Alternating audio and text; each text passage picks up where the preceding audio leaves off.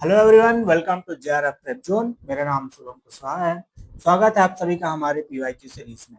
कुछ बच्चों का कमेंट आ रहा था कि हमारे यूनिट 2 का वीडियोस आना चाहिए, तो यूनिट 2 का ये पहला पार्ट वीडियो है, जिसमें आपको पहले पार्ट के कुछ क्वेश्चन देखने को मिलेंगे, उसके बाद कुछ थोड़ा सा और डिफिकल्ट क्वेश्चन देखने को मिलेंगे।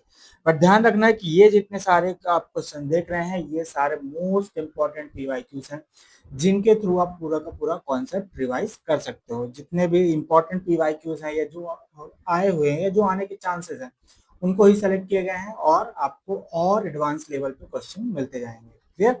आई होप आप लोग की पढ़ाई बढ़िया चल रही है। आपने हमारा चैनल सब्सक्राइब किया होगा और आप शेयर जरूर करें अपने दोस्तों के साथ जो यूजीसी नेट सोशियोलॉजी की तैयारी कर रहे हैं। तो लेट्स स्टार्ट। हमारा पहला क्वेश्चन हमारे सामने आता है, आप रीड कीजिए। सो हमारा पहला क्वेश्चन है, a blueprint of research work is called. मतलब कि अनुसंधान कार्य की जो रूपरेखा है उसे क्या कहा जाता है। देखो, ब्लूप्रिंट किसी भी चीज का एक ब्लूप्रिंट जो होता है वो हम जानते हैं कि ब्लूप्रिंट एक फ्रेमवर्क होता है। मतलब आप उस लाइन पे या उस स्टेप पे आप काम करते जाएंगे, उसे हम बोलते हैं ब्लूप्रिंट। तो इसका सही आंसर होगा रिसर्च डिजाइन। अब ब्लूप्रिंट के अंदर या रिसर्च डिजाइन के अंदर ही आ जाते हैं रिसर्च टूल और रिसर्च मेथड। मतलब जो आप रिसर्च टूल यूज करेंगे या जो आप रिसर्च मेथड यूज करेंगे, वो सारे के सारे किसके अंदर आ जाते हैं, रिसर्च डिजाइन के अंदर आ जाते हैं। तो रिसर्च प्रॉब्लम मतलब इसे हम रिसर्च क्वेश्चन के नाम से भी जानते हैं, रिसर्च क्वेश्चन। यानी आप किस टॉपिक पे या किस समस्या पे आप रिसर्च करना चाहते हैं, आपका ऑब्जेक्टिव क्या है, वो बताता है रिसर्च प्रॉब्लम। रिसर्च डिजाइन जो है वो साइंटिफिक स्टडी करता है।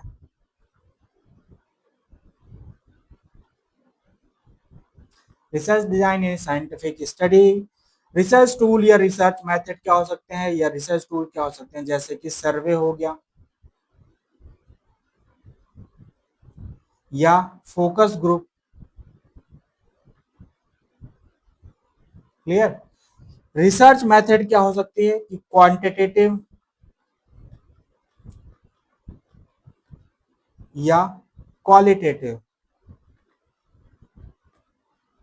यानी आप इन दोनों मेथड में से आप कोई मेथड यूज करेंगे जिसे हम बोलते हैं रिसर्च मेथड। क्लियर? आई होप आपको समझ आया होगा। नेक्स्ट क्वेश्चन आइए हम चलते हैं। नेक्स्ट क्वेश्चन हमारा कहता है, आपको मैच द कॉलम दिया हुआ है, एक तरफ वेरिएबल्स दिए हुए हैं, एक तरफ उनके एग्जांपल्स दिए गए हैं। वेरी वेरी इंपॉर्टेंट, ये वाला क्वेश्चन कई बार रिपीट किया गया है। इसमें देखिए कि एक तरफ दिया गया है क्वांटिटेटिव वेरिएबल और एक quantitative variable, qualitative variable, discrete variable या कंटिन्यूअस वेरिएबल। क्लियर? आपको दूसरी तरफ दिया हुआ एग्जांपल कि कौन सा क्वांटिटेटिव होगा, कौन सा क्वालिटेटिव होगा, कौन सा डिस्क्रीट होगा या कौन सा कंटिन्यूअस होगा। आपको मैच करना है। सो क्वालिटेटिव का मतलब जो गुण बताता है, जो कि आपके क्वालिटी बताता है। क्लियर? तो जो रिलीजन होगा that is called qualitative. Qualitative को हम कैटेगोरिकल भी बोलते हैं।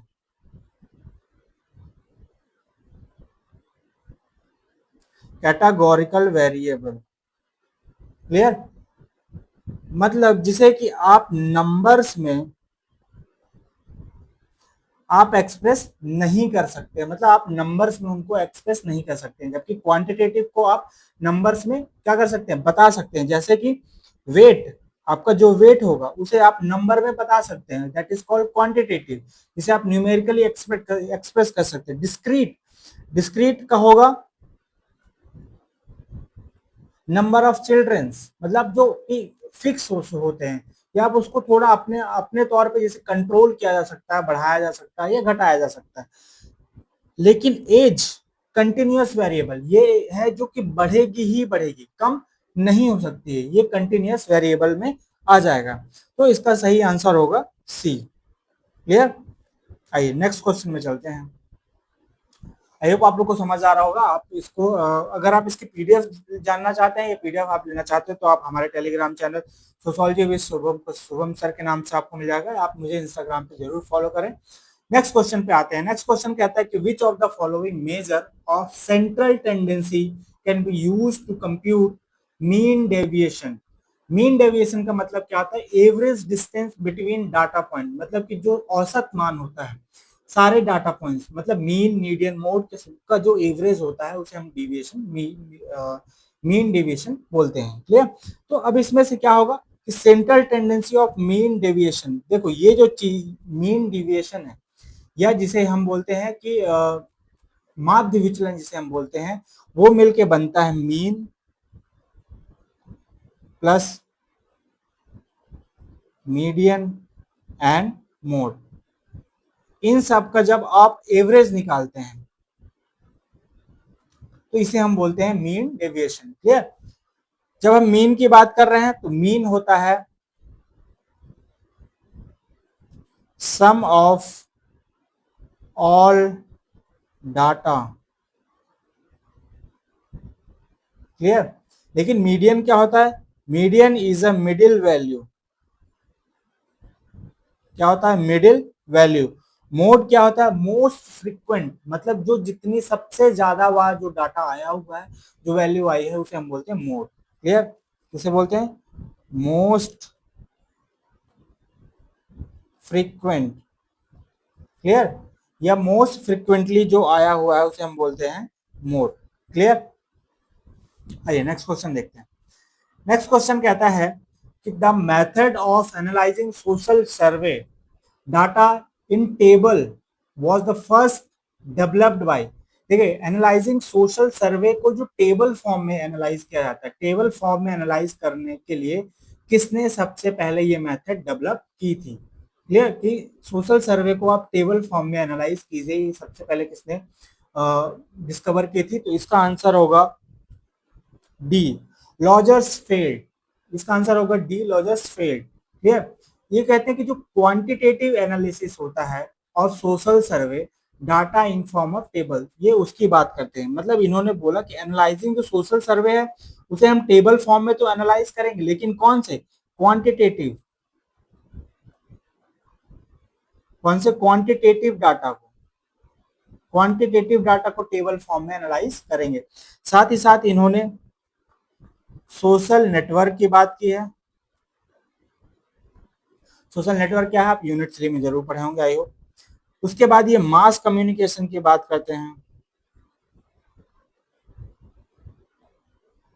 उसके बाद ये बात करते हैं पब्लिक ओपिनियन की, पब्लिक ओपिनियन की। क्लियर? सो क्वेश्चन आएगा कि किसने सोशल सर्वे को टेबल फॉर्म में एनालाइज करने की मेथड डेवलप की है? तो that is called lodgers field. आइए नेक्स्ट क्वेश्चन देखते हैं। नेक्स्ट क्वेश्चन कहते हैं कि proper and accurate reference are essential in writings. मतलब आप कोई भी जो रिसर्च राइटिंग करना चाहते हैं उसमें जो एक्यूरेट रेफरेंसेस होता है वो क्यों क्यों जरूरी होता है, क्यों आवश्यक होता है? तो इसका सही क्या ऑप्शन दिया कि it beautifies the research writing, it increase the number of words in research writings, it promotes form of charges of plagiarism, it helps to oblige the peers। तो इसका करेक्ट आंसर होगा, अगर आप इसका करेक्ट आंसर देखेंगे तो ये जो है ये साहित्यिक चोरी से आपको बताता है, मतलब आप किसी भी रिसर्च को कॉपी करने से आपको बचाता है। इसलिए हमें उसकी proper and accurate writing essential होता है, ताकि हम उसके प्लेगियरिज्म से क्या बच सके, बच जाएं। मतलब हम किसी के चोरी से किसी की राइटिंग्स को, किसी की रिसर्च को बचाया जा सके, या कोई जो नया रिसर्चर आता है आप उसको कॉपी ना करें। Clear? So option C is a correct answer. आइए नेक्स्ट क्वेश्चन देखते हैं। नेक्स्ट क्वेश्चन कहता है कि मैच द कॉलम। एक तरफ आप मेथड दिया हुआ है, एक तरफ आपको थिंकर्स दिया हुआ है। क्लियर? सो पहला कहता है historical method, inverse deductive method, ideal type method या कंपैरेटिव मेथड। सो इसका सही आंसर होगा, देखिए हिस्टोरिकल मेथड जो है, हिस्टोरिकल मेथड को स्टडी किया था मैक्स वेबर ने, सॉरी हिस्टोरिकल मेथड को स्टडी किया था हार्वर्ड ने। किसने किया था हिस्टोरिकल मेथड को? हार्वर्ड ने। देखिए सबसे अच्छा ऑप्शन है कि जो आपसे पहले बनता है आप उसको सही से कर लीजिए। सो आपसे बनता है, देखिए आइडल टाइप किसने दिया था हमें अच्छे से पता है, ideal type that is Max Weber. Comparative method किसने किया था? दुर्खिम ने। कई सारी सोसाइटियों को, आत्महत्याओं को उसने अध्ययन किया और कई सारे ट्राइब्स का उन्होंने अध्ययन किया, उसके बाद उन्होंने कंपैरेटिव मेथड दिया। Clear?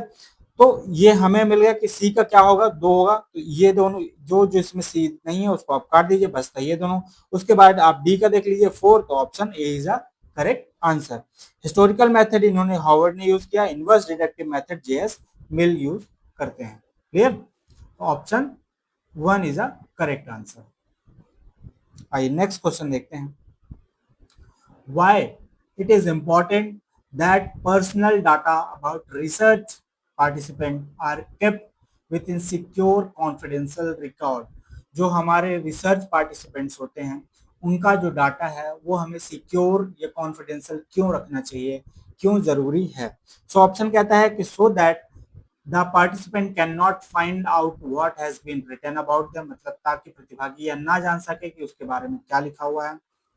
So that individual place and organization cannot be harmed through the identification or disclosure of personal information। मतलब जो पार्टिसिपेंट हैं उनके बारे में किसी को ना पता चले ताकि उनको कोई हार्म ना पहुंचा सके। नेक्स्ट ऑप्शन कहता है so that government official, teachers and others people in authority can have easy access to data. इसलिए चौथा ऑप्शन कहता है it enables to researcher to track down individuals and find out more about their life, ताकि शोधकर्ता जो है व्यक्तियों का पता लगाकर उनके जीवन के बारे में और अच्छे से जानकारी प्राप्त कर सके। सो इसका करेक्ट आंसर होगा बी।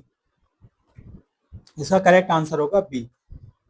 देखिए किसी भी रिसर्च में जो पार्टिसिपेंट होते हैं या जिनका आप डाटा कलेक्ट कर रहे हैं उनके बारे में आप कॉन्फिडेंशियल रखना जरूरी होता है, ताकि ऐसा ना हो कि उसने जो अपने व्यूज बताए हैं या अपने जो स्टोरीज बताई है वो किसी ऐसे पर्सन के साथ शेयर की जाए हो जाए जो उसको हार्म पहुंचा सके। सो इसलिए ये option B is a correct answer. कहते हैं कि so that individuals, place and organisation can not harm through the identification और disclosure of the personal information. मतलब कि जो है सिक्योर करना, secure to protect their privacy and prevent to harm,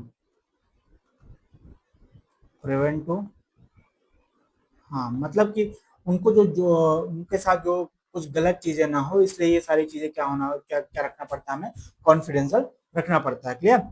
आइए नेक्स्ट क्वेश्चन देखते हैं।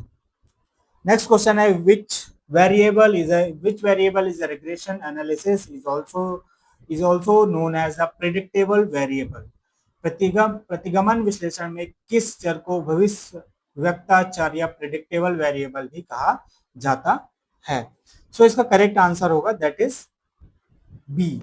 मतलब कि इंडिपेंडेंट वेरिएबल को आप क्या कह सकते हैं कि प्रिडिक्टेबल वेरिएबल होता है। इसे आप मैनिपुलेट कर सकते हैं, मतलब अपने हिसाब से आप इसको चेंज कर सकते हैं। मैनिपुलेट और कंट्रोल टू ऑब्जर्व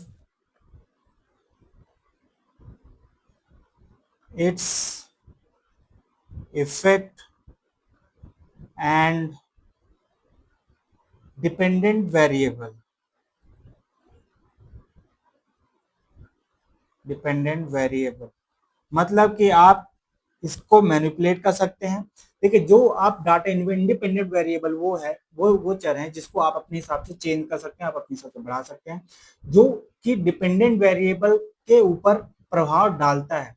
मतलब मैं ऐसा बोलूं कि अगर डिमांड, किसी चीज के डिमांड बढ़े या प्राइस बढ़ जाता है तो उसका जो डिमांड होगी उस चीज का क्या हो जाएगा, कम हो जाएगा। तो ये क्या हो गया, डिपेंडेंट वेरिएबल। मतलब कि जो किसी के ऊपर डिपेंड, बट जो इंडिपेंडेंट वेरिएबल क्या है, प्राइस, मतलब वो क्या कर रहा है, कंट्रोल कर रहा है लोगों ये चीजों को। क्लियर?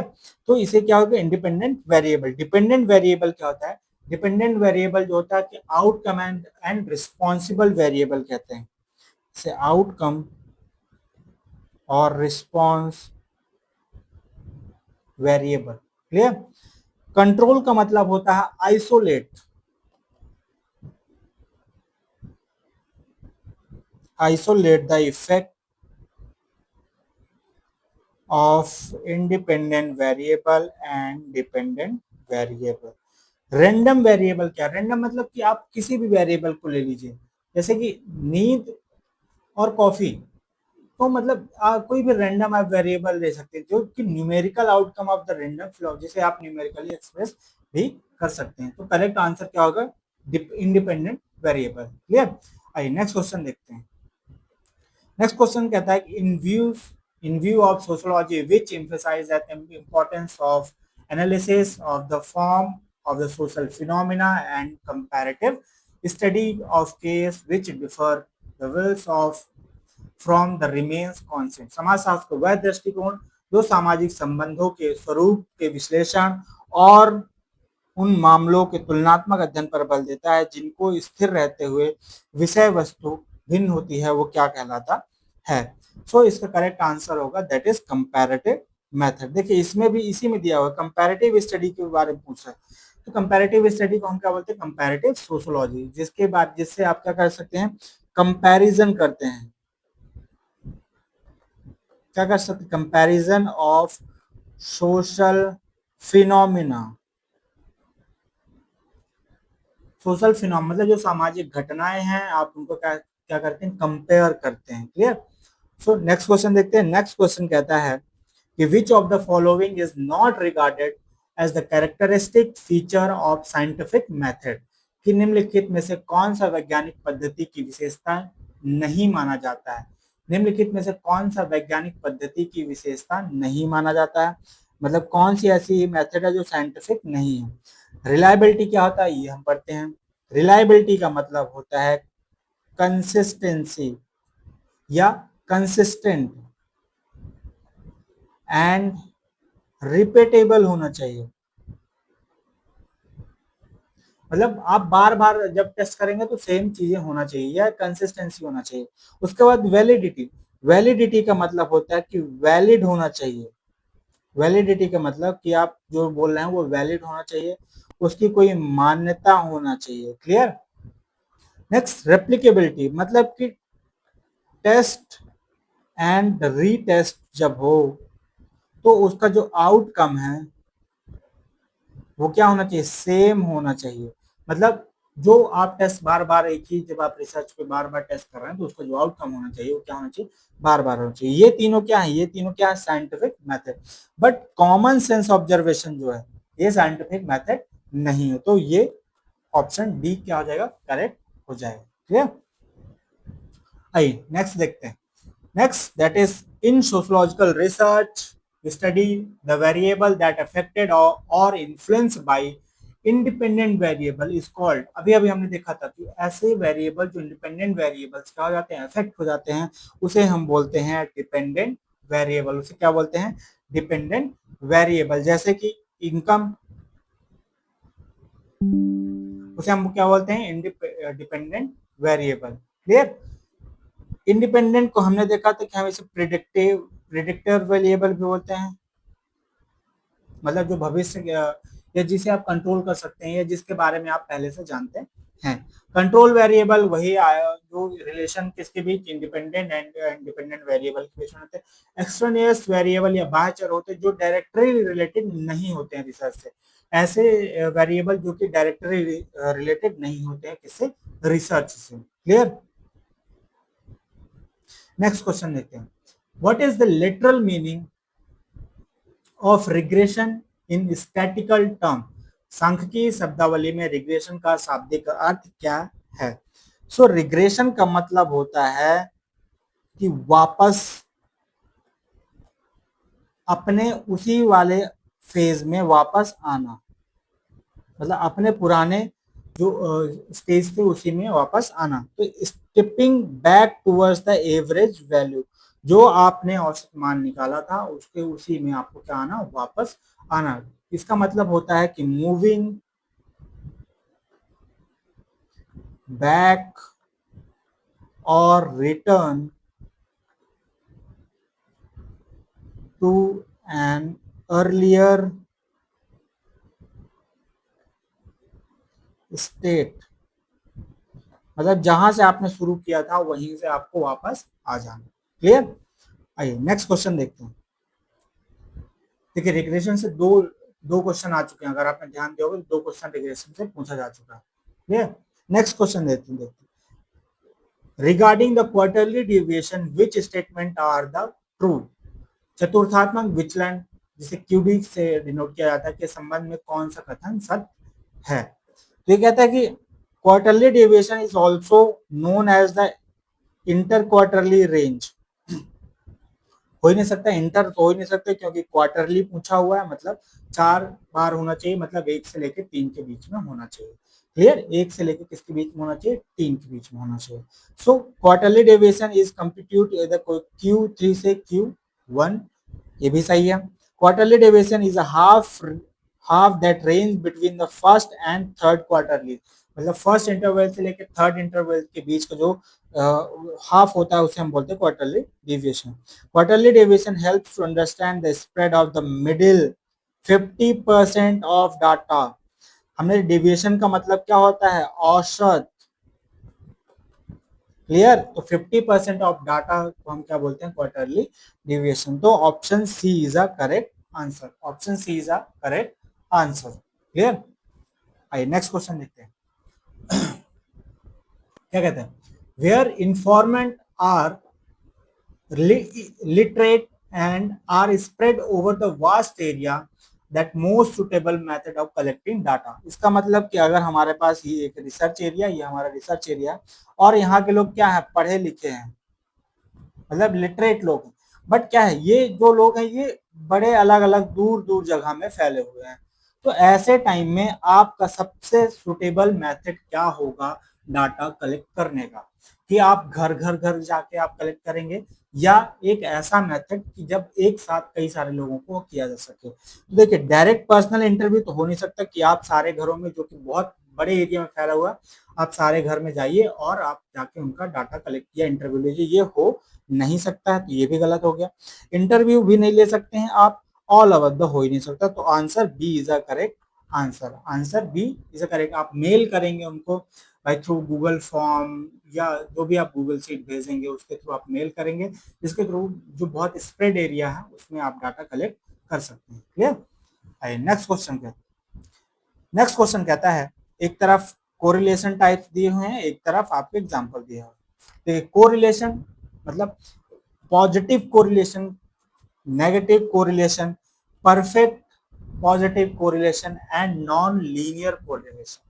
देखिए, पॉजिटिव का मतलब दोनों चीजें एक दूसरे से क्या होना चाहिए, जुड़ी होनी चाहिए।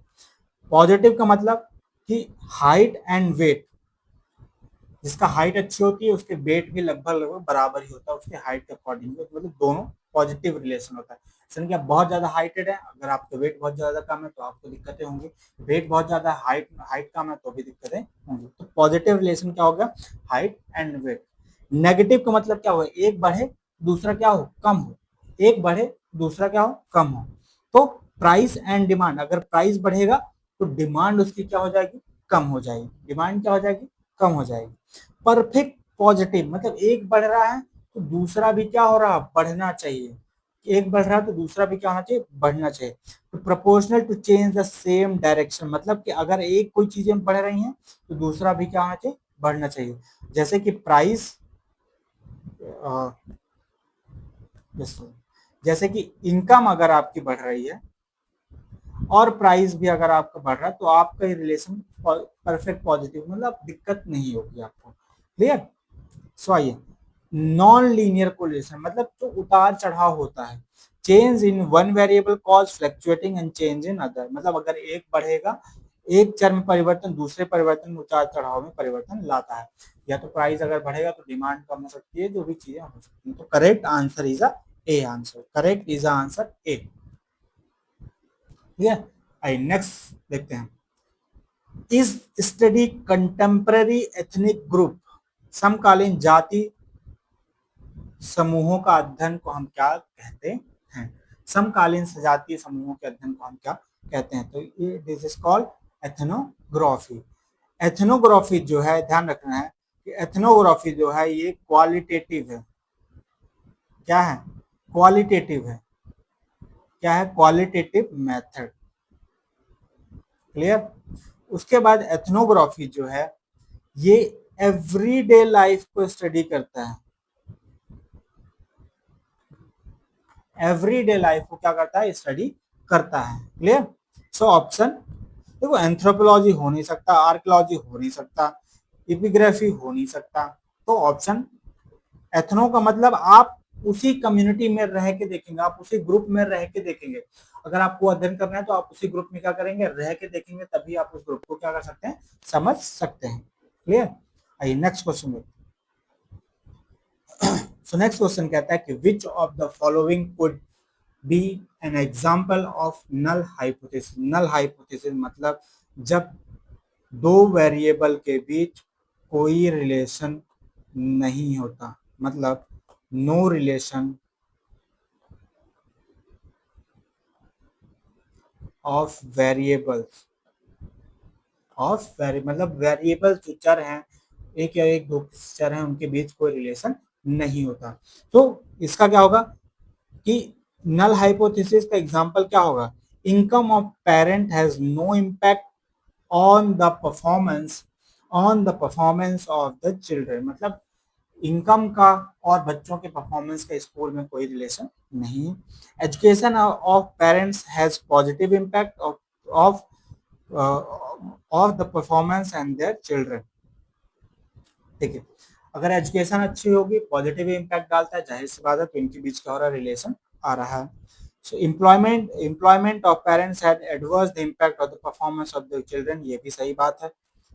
मतलब अगर आपके पास पैसा ज्यादा है तो आप अच्छे स्कूल में डालेंगे, आपके बच्चे का परफॉर्मेंस अच्छा होगा, और नन ऑफ द बेस, तो ये हो नहीं सकता। अगर आप पहला देखें, नल हाइपोथेसिस का मतलब क्या है, उन दोनों का रिलेशन नहीं होना चाहिए, उन दोनों के बीच कोई रिलेशन नहीं होना चाहिए, या उसको आप गलत साबित कर सकें।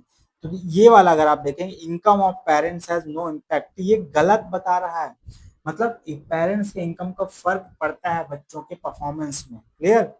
तो option A is a correct answer.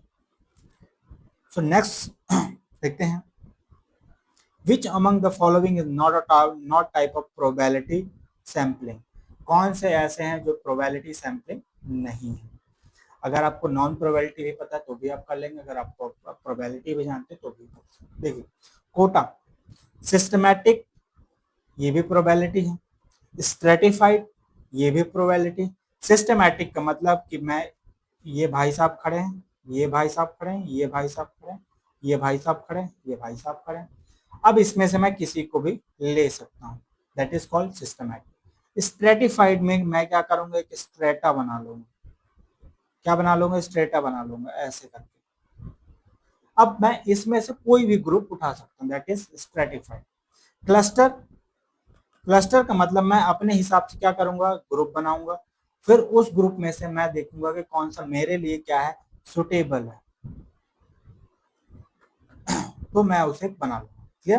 But Kota जो है, कोटा में आप उनको अलग अलग ग्रुप में बांटकर उसमें फिर आप कोटा लगाते हैं कि मुझे, फॉर एग्जांपल मैंने ये अलग अलग ग्रुप बांट दिए, अब मुझे इस वाले ग्रुप में से फीमेल ही लेना है, या इस वाले ग्रुप में से मुझे मेल लेना है, that is called quota sampling. Clear?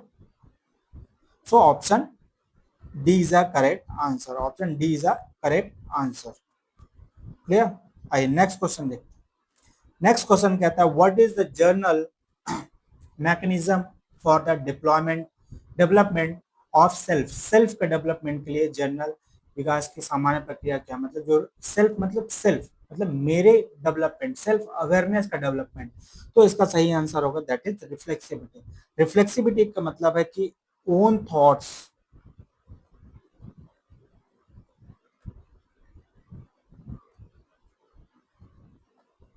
Own thoughts, जो आपके विचार हैं, इमोशन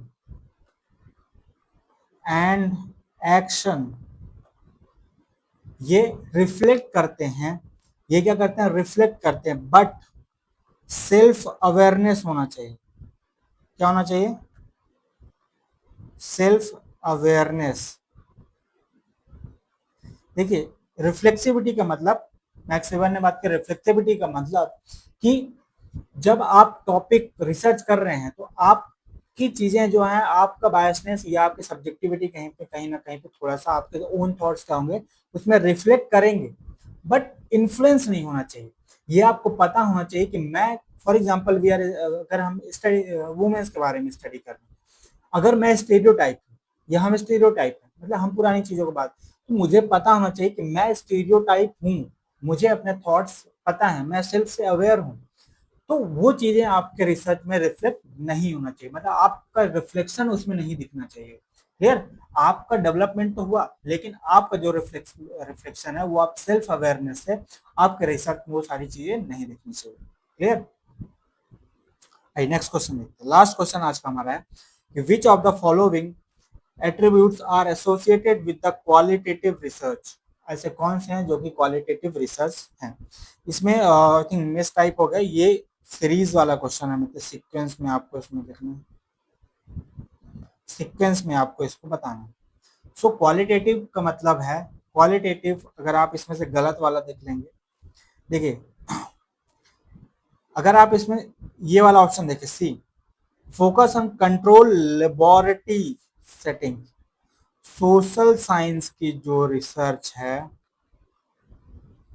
सोशल साइंस की रिसर्च कभी भी लैब में नहीं की जा सकती, मतलब कंट्रोल नहीं किया जा सकता है। सो सांख्यिकीय विश्लेषण का व्यापक उपयोग होता है, सही बात है, स्टैटिक्स का यूज करते हैं। दूसरा, स्टैटिक्स का नहीं यूज कर सकते हैं, सॉरी, स्टैटिक्स का नहीं यूज कर सकते, क्योंकि स्टैटिक्स का जब हम यूज करेंगे तो ये क्या हो जाएगा, क्वांटिटेटिव हो जाएगा, क्या हो जाएगा, क्वांटिटेटिव हो जाएगा। एम्फेसाइज द स्टोरी, वर्णनात्मक स्टोरी टेलिंग्स के हम फोकस करते हैं। इंटरप्रिटेटिव, मतलब जो चीजें हैं उसको हम व्याख्या करते हैं, व्याख्यात्मक प्रकृति का। Emphasise the culture interpretation and construction the meaning, मतलब हम संस्कृति की व्याख्या करते हैं और उसके अर्थ निर्माण में सहायता करते हैं। सो इसका करेक्ट सीक्वेंस हो जाएगा B, D and E. So this is the correct answer. I hope आपको ये सेशन अच्छा लगा होगा। आप हमारे चैनल को सब्सक्राइब जरूर करें, सब्सक्राइब जरूर करें और शेयर भी कर दीजिए अपने दोस्तों के साथ। अगर आपको पीडीएफ चाहिए तो आप मेरे सोशलॉजी बाई शुभम सर के इसमें आप जुड़ सकते हैं। मुझे इंस्टाग्राम में भी आप फॉलो कर सकते हैं। इसकी पीडीएफ आपको हमारे चैनल के लिंक पे या हमारे वीडियो के लिंक पे मिल जाएगी। नेक्स्ट पार्ट हर अल्टरनेट डेज पे आएगा, इसका दूसरा पार्ट आपको परसों या कल हो सकता है मिले। आई होप आपको दूसरा दूसरा पीवाईक्यू सीरीज हम शुरू करने जा रहे हैं कि जो ईयर वाइज पीवाईक्यूज हैं, मतलब कि 2023 से लेके ये 2022 से लेके 2026 का जो जून जनवरी वाला पेपर था, 2025 दिसंबर वाला पेपर था, उसको हम स्टार्ट करेंगे। तो आप हमारे चैनल को सब्सक्राइब जरूर करें, ज्यादा प्रभजम को सब्सक्राइब करें और शेयर करें जो भी आपके सोशल वाले स्टूडेंट हैं। थैंक यू, शुक्रिया, बने रहे हमारे चैनल के साथ, धन्यवाद।